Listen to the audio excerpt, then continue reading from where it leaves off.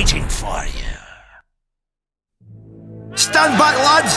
Twinblade wants a word with this little hero! So we know that Twinblade wanted a word with this little hero, and I think that it's time that we had a little word about this big Twinblade, and just had a bit of a look into his backstory, how he came to be, and who he was really. So to get that started, Twinblade is a gigantic ex-hero in both Fable and Fable Lost Chapters. He had left the Heroes Guild and united a dozen bandit factions and become their de facto king. So Twinblade began his life not as the notorious bandit king that we would all grow to fear, but as a powerful swordsman who eventually threw his lot in with the mighty Heroes Guild. It was there that Twinblade developed not only his formidable skills as a combatant, but also a deep personal code of respect and honor. Unfortunately, Twinblade saw little use for the rules of the guild after his graduation and decided simply to use his strength to take what he wanted rather than labor on the guild's quests.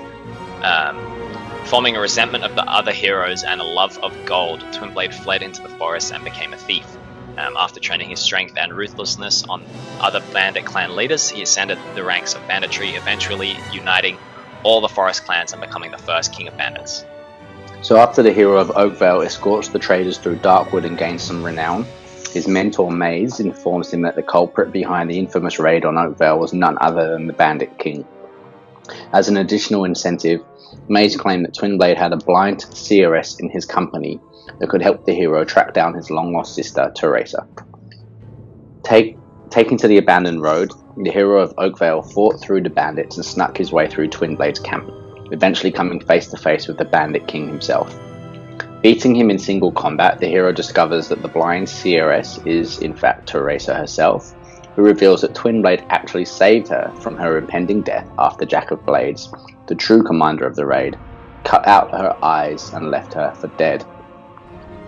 After Teresa leaves, the hero is given the choice of eliminating or sparing Twinblade, with the former Bandit King solemnly admitting the hero's superiority as a combatant and his lost status among his fellow bandits.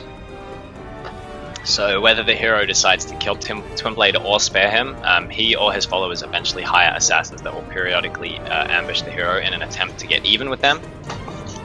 But eventually the hero will have to face the Bandit King Twinblade. This fight carries out like any other boss fight really, using the wait and hit approach and tactics. Twinblade is invincible from the front because of his two massive swords, and so he must be struck from behind. He will unleash hard-hitting attacks that can't be blocked, so rolling is the most effective way to avoid his lunges. And eventually Twinblade will raise his arms high in the air and strike the ground, which of course in video game trope will mean that his blades get stuck in the ground, so you have a chance to get behind him and hit him a few times in the back before he can pull them out.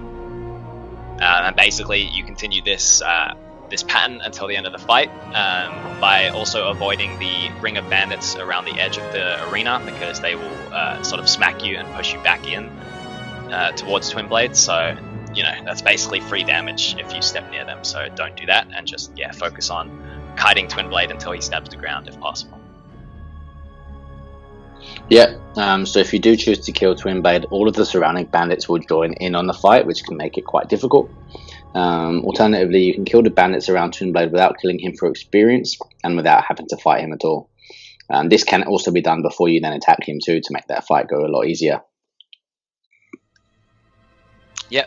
So in Fable 2, Twinblade's tomb can be found in Wraithmarsh and is visited by the hero during the quest Love Hurts. The site of his bandit camp has evolved into the town of Bloodstone.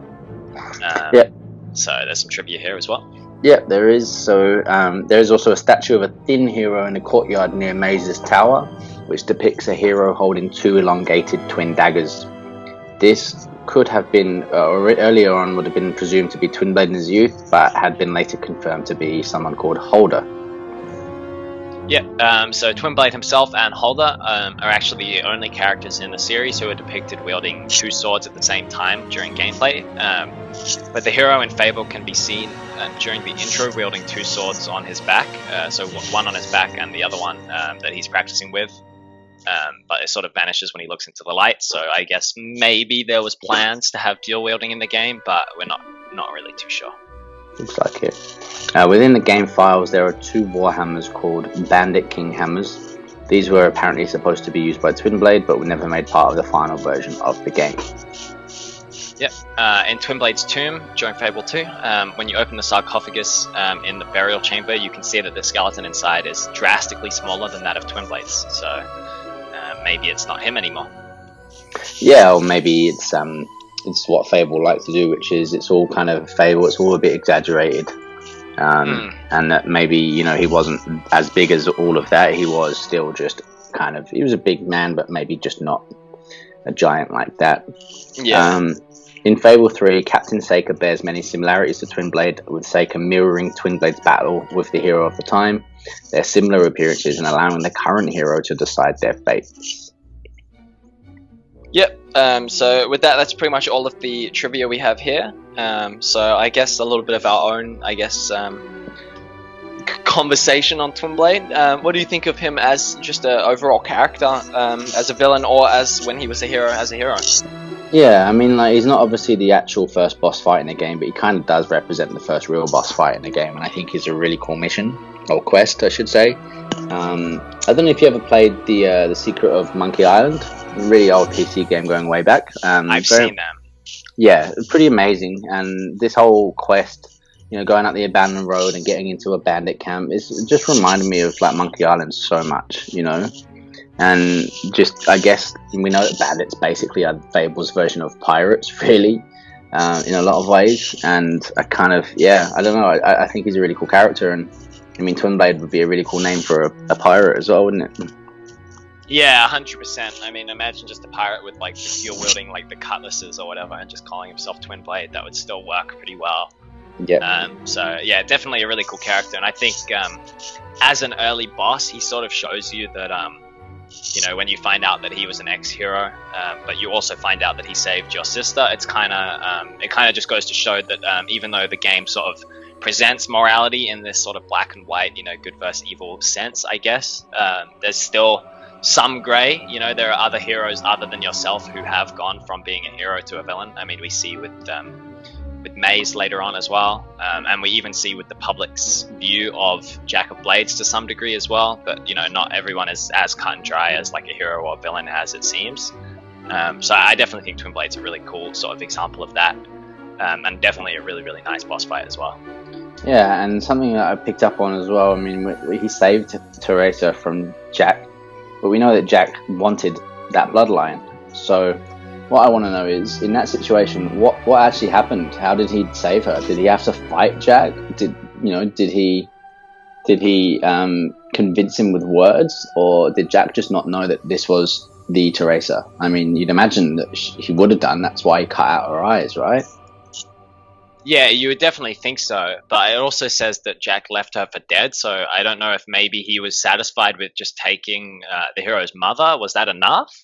I'm not 100% sure. Maybe he just assumed he'd be able to get the hero as well, and obviously didn't. It's definitely maybe a bit of an oversight on Jack's part, or maybe there really was some sort of battle that took place between Jack and Twinblade. And if that is the case, I would love to see that. I would love to see how that went down. I think it's probably implied that it wasn't a battle as much as maybe Jack did leave her and then Twinblade came upon her. Yeah. But I mean, it still would be interesting to see how that actually did play itself out. What was Jack thinking? Yeah, definitely. But with that, that's pretty much all we have here. If you guys have any sort of theories on maybe what happened between Twinblade and Jack, then definitely let us know in the comments. It's great to see the engagement. We've gotten quite a lot on the Fable videos recently, so definitely keep it coming if you can. But yeah, with that, that's everything we have on Twinblade.